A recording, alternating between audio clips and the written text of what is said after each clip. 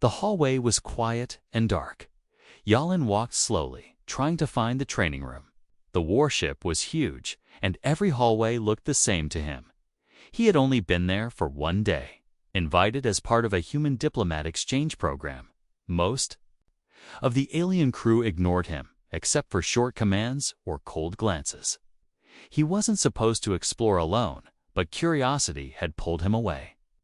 That's when he saw a faint green light coming from one of the doors. It wasn't labeled like the others. The door was slightly open, and there was no guard. Maybe this was the observatory or a library, he thought. He stepped closer, hand reaching for the door, just a peek. He whispered to himself as the door slid open with a soft hiss. A warm breeze touched his face. He stepped inside, then froze. The room was filled with soft green light. Steam floated through the air. In the center stood a tall figure. Her back turned, she was removing the last pieces of her armor. Slowly, carefully, her skin shimmered like silver under the misty light. Long markings running down her back. Yalan gasped and took a step back, but his boot hit something clink. The sound echoed. The figure spun around, eyes glowing blue with shock and fury. It was Cathara, the alien warrior captain, feared across 6 sectors. She stared at him, then took a step forward. Yalan raised his hands, heart pounding. "I'm sorry," he said quickly. "I didn't know she didn't speak. Not yet."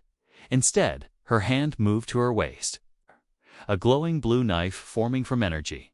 Yalan took a step back, ready to run, but then she paused, her eyes narrowed, studying him not with anger now, but confusion. She tilted her head like a wolf sniffing the air. Then her eyes widened again, and she whispered a strange word in her language. The glowing knife vanished. She walked closer, slow, calm, dangerous. Yalan felt like prey, but he couldn't move. She reached out and touched his wrist. A burning sensation shot through his skin. A glowing symbol appeared right on his arm. It pulsed once, then faded into a soft gold light. Yalan stared at it, stunned. What did you do to me?" Cathara finally spoke, her voice low and strong. "You saw my true form," she said. "You carry the mark now," before he could ask more. Alarms began to sound. Guards rushed into the room, their weapons aimed at Yalan. "Stop!" One of them shouted, "Get away from the captain." But Cathara stepped in front of him. She raised her arm and growled a single command. "Mine." The guards stopped, confused, whispering to each other. She marked him. One asked, "That's not possible." "He's just a human," said another. Cathara didn't explain. She looked back at Yalan, her expression unreadable. "From now on," she said, "you walk in my shadow." And just like that, everything changed. Yalan had only looked by mistake, but that one glance had changed his fate. Yalan woke up to a soft humming sound. Bright blue light glowed above him. His body felt heavy, like someone had placed stones on his chest. He tried to move, but soft metal bands held him down. He blinked slowly, his vision clearing. The ceiling above him wasn't human-made. It pulsed like a living thing, smooth and organic. Then he remembered the room, the steam, Cathara's glowing eyes, the mark on his wrist. He looked down. There it was, still there, still glowing gently.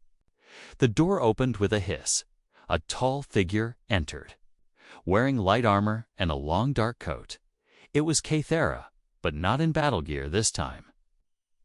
Her hair was tied up, her eyes calm but focused. "You are awake," she said, walking closer. "You didn't die? Was I supposed to?" Yalan asked weakly. Cathara tilted her head. "Most who enter that room don't leave with breath." Yalan tried to sit up, but the restraints held him down. "Why am I tied up?" he asked. "In case you panicked and screamed," she said, "or tried to run." "I didn't mean to see you," he said quickly. It was just a mistake. She didn't answer. Instead, she leaned closer and touched the mark on his wrist. It flared just for a second, then settled. "That is no mistake," she said. "You bear my sigil." "What does it mean?" he asked, confused. Kythera walked over to a panel and touched it. A hologram appeared to figures standing together, surrounded by fire. One who sees the sacred form during armor removal binds the spirit of the warrior. That's a weird rule, Yalan muttered. Kythera didn't smile, but her voice softened. Long ago, it was believed that only the chosen could survive that moment. "Well, I'm not chosen," Yalan said. "I just got lost." Kythera studied him for a long moment. "Or maybe the spirits wanted you to get lost." The restraints opened. Yalan sat up slowly, feeling his muscles ache. "So what happens now?" he asked. "You are under my protection," she said. "And under my claim like property." She shook her head. Like kin, the word felt heavy. Before he could respond, the door opened again.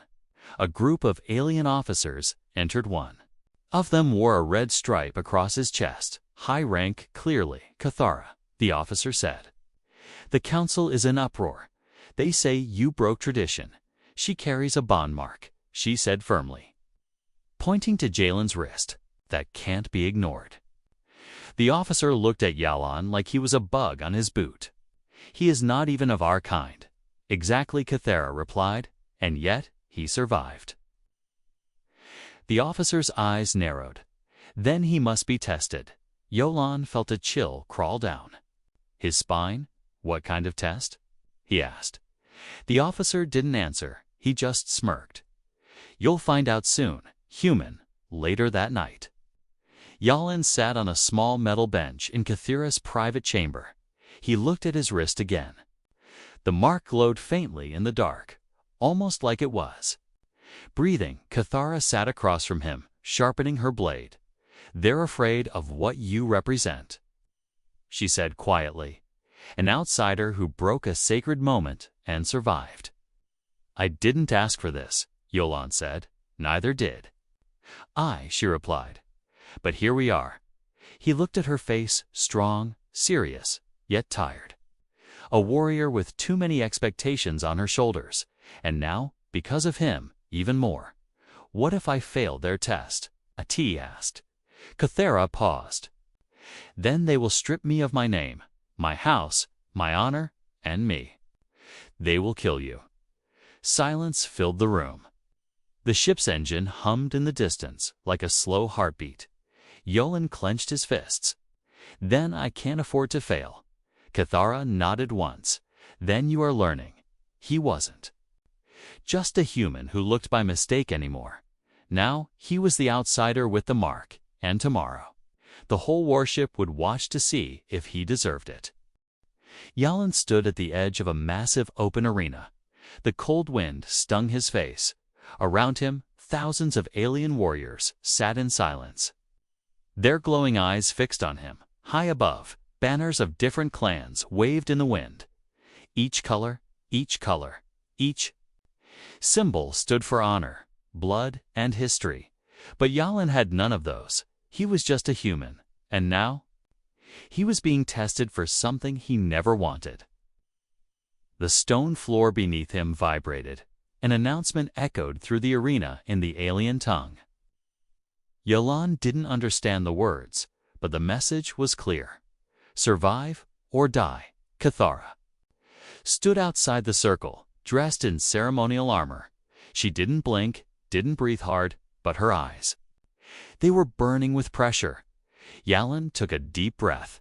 A loud metallic sound rang out. Gates across the arena opened. From the first gate, a beast stepped out.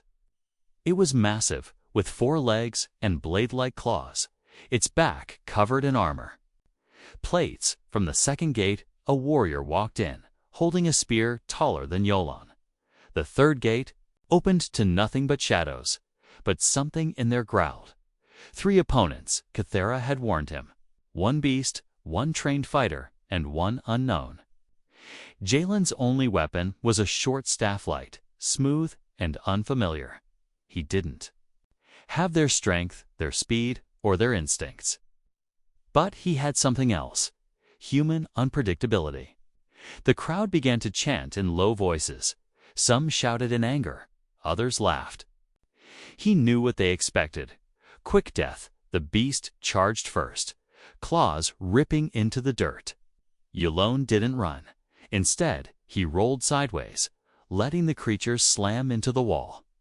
Dust exploded into the air, hiding Yulon from view. He used it. He moved silently behind the beast and slammed his staff under its leg joint, not to kill, but to unbalance. The creature slipped, howling, and its leg buckled. That was when the warrior came in fast. Tall, armored, and furious, he spun the spear like it weighed nothing and aimed straight for Jalen's chest. Yulon ducked. The spear missed.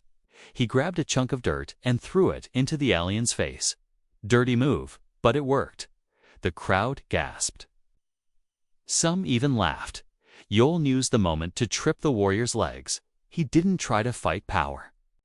With power, he just stayed out of reach, tiring the enemy with tricks and fast movement. Then came the third challenge. The shadow gate. A hiss echoed. And something stepped out, a figure wrapped in dark energy. Not a beast, not a warrior. Something. Older, something. Wrong. Even Cathara's face changed. This was not part of the test, she whispered. The creature moved fast, like smoke and fire. Yulon raised his staff, but the thing passed right through it. A chill ran down his spine. He wasn't fighting something with muscles. He was facing fear itself. The crowd fell silent. Even the council members stood up, confused and angry. But Yulon did something unexpected. He closed his eyes. He focused on his own breathing, blocking the fear. He remembered Earth training. Old lessons from a survival class. When lost in panic, slow everything down. The creature hissed again. Trying to break into his mind, Yulon opened his eyes and smiled. "I don't belong to your fear," he said out loud. And then he charged straight through the shadow. It shrieked, flailing, not expecting someone to run into it head first. Jalen's staff hit its core, hidden deep inside. A flash of light exploded across the arena. Silence. The creature vanished, gone. Like a nightmare burned by daylight, Yulon stood alone in the arena, gasping for air. The beast was down. The warrior unconscious, the shadow gone, and he was still standing. The arena didn't cheer at first. They stared, stunned. Then one voice shouted, then another, until the entire place roared, not in mockery, but in awe.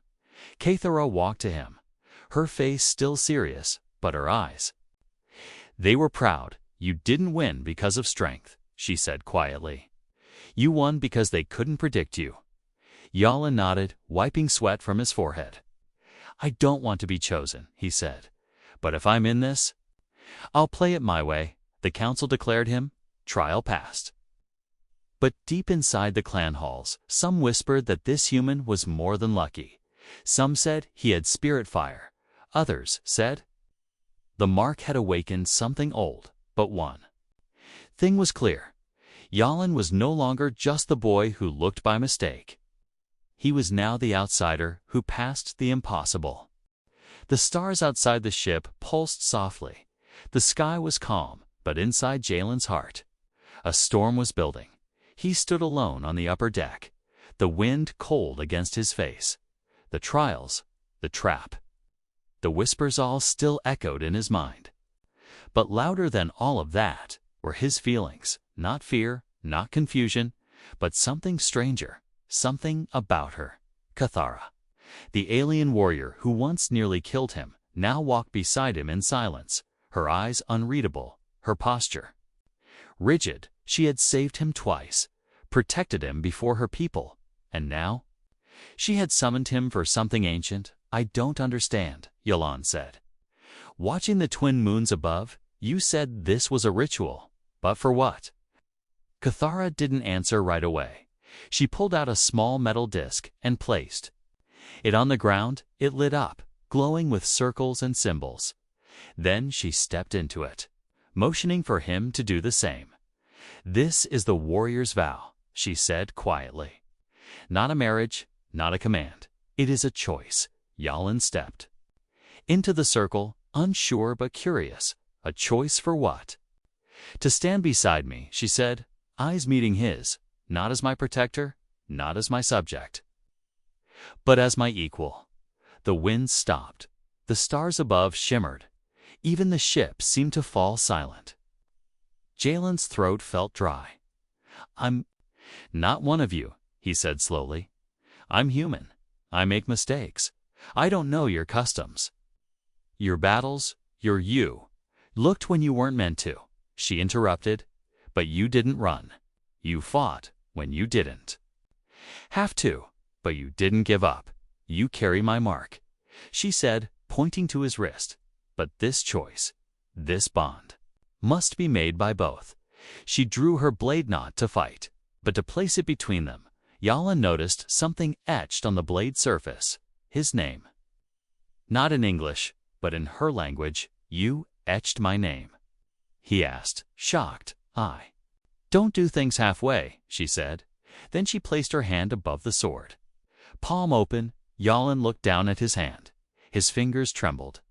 This wasn't a game. This wasn't a test. This was trust. He placed his hand on top of hers. The blade lit up. A soft pulse ran through both of them. The bond mark on his wrist glowed brighter. Cathara didn't flinch, but her eyes softened.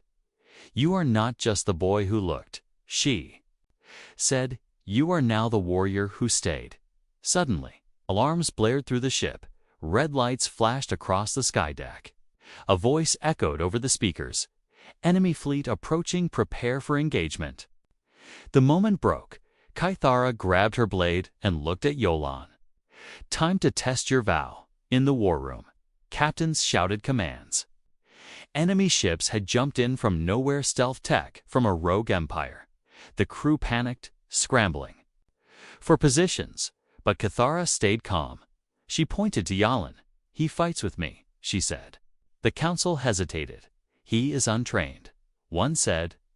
"He is unpredictable." She replied, "Exactly what we need." Yalin was handed a combat vest and sensor pack. He had no alien armor, no advanced tech. But he had something else.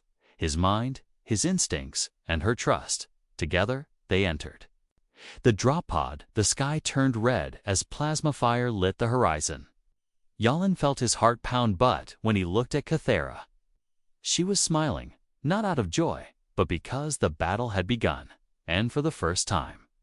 They were not fighting alone as the pod dropped toward the battlefield. Yalin thought back to the moment it all started.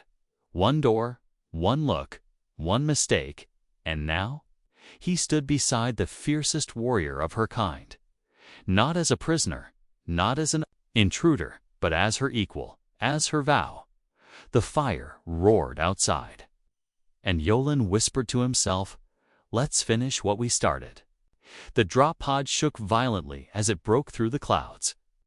Outside, the sky burned red, lit by plasma strikes and enemy drones. The enemy fleet had come faster than anyone expected. They weren't here to invade. They were here to erase. Yalin stood shoulder to shoulder with Cathara, no longer a lost human boy, now a bonded warrior. She handed him a curved blade with a silver core. "It's light," she said, "but strong enough to cut through enemy armor." He gripped it tightly. "I'm more of a stick and dust guy," he joked nervously. She gave the tiniest smirk. "Then dust them, human." The pod slammed down near the edge of the battlefield.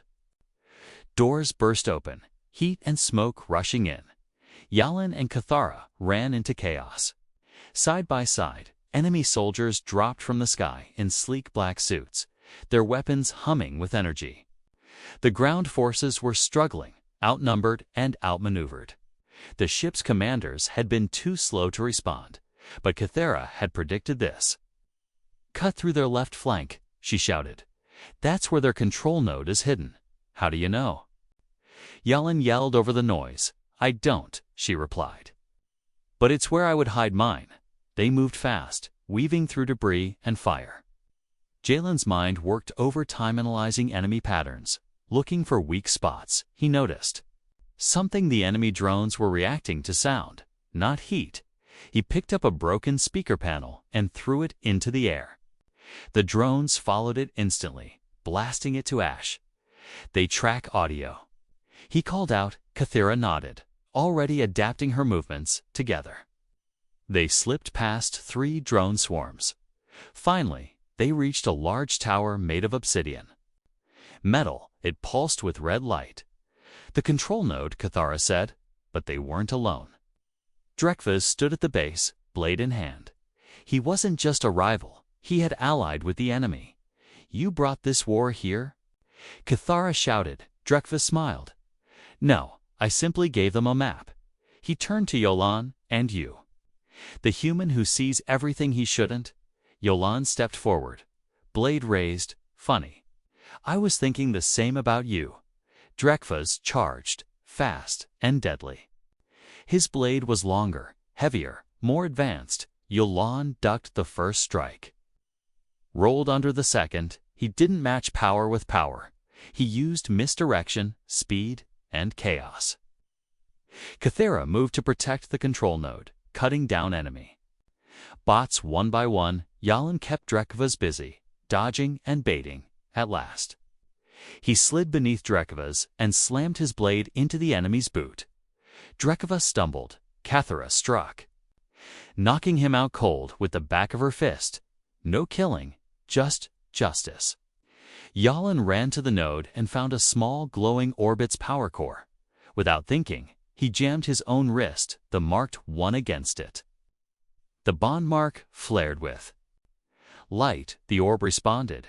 The enemy drones froze mid-air, blinking, lost.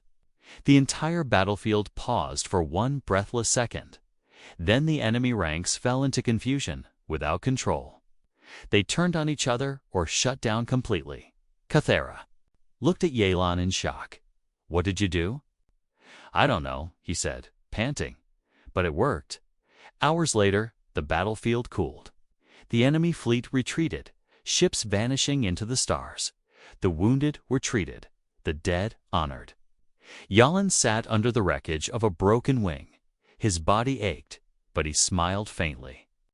Kathira joined him, her armor scratched and dented. You did something today that even I couldn't, she said. I got lucky, he replied.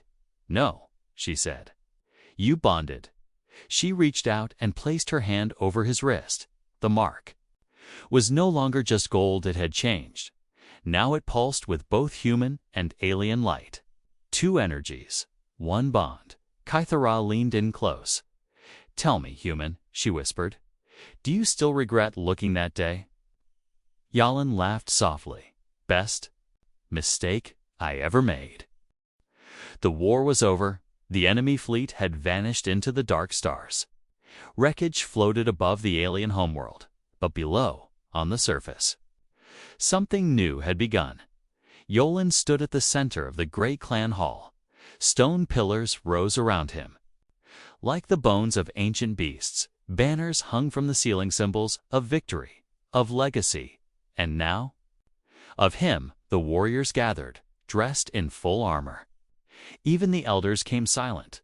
Watchful Kathira stood beside Yolan, her armor repaired, her blade gleaming.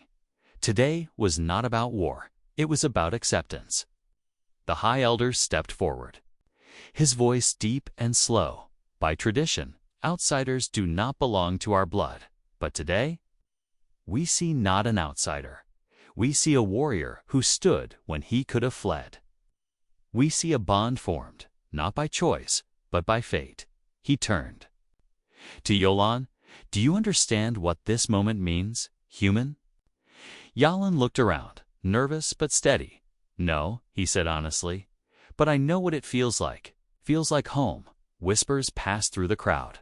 The elder gave a rare nod of approval. Then kneel, he said. Yolan dropped To one knee, Cathara stepped forward, placing her blade flat on his shoulder. Then she turned it, gently, and laid it across his back. "By my hand," she said, "and by the bond that chose him. I name him shield-bound." The warriors raised their fists, letting out a single, unified roar.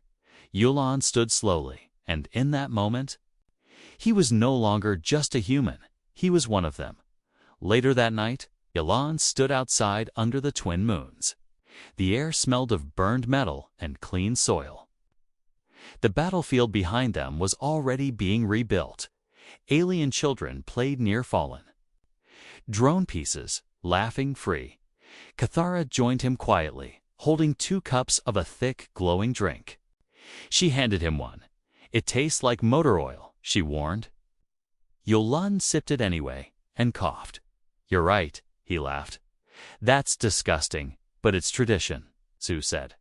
Smirking, they stood in silence for a moment. The wind gentle now. "No alarms, no sirens, no blood. You changed them," Cathara said. "Not with strength, not with fear, but by surviving. And making them see you." Yulan looked at her. "You changed me too," he said. "I never belonged anywhere before." She looked at him, really looked at him. Then she said softly, "You looked once, by mistake, but now, you see." He didn't need to reply. She stepped closer and rested her forehead gently against his. Not a kiss, not a command, just connection, bonded not by force, but by shared fire and chosen fate. Days later, Yulan walked through the training halls wearing a cloak with Cathara's crest. Young warriors whispered and bowed their heads as he passed. "Not out of fear, but respect," one whispered. "He's the human who passed the sacred trials." Another added, "He faced the shadows and came out glowing." But Yulan didn't seek praise. He simply walked to the sparring ring, where Cathara waited with 2 wooden staffs. "No armor today," she said. "Let's see how much of a warrior you really are." Yulan grinned, taking the staff. "Let's just hope I don't fall on my face." "You fall, you rise," she said. "That's what warriors do." They circled each other, blades clacking, laughter mixing with the clash, and in every movement, every breath, there was a bond no one could fake, no counsel could deny. From a glance in the wrong room to a place in the warrior halls, Yulan had become more than human. He had become legend.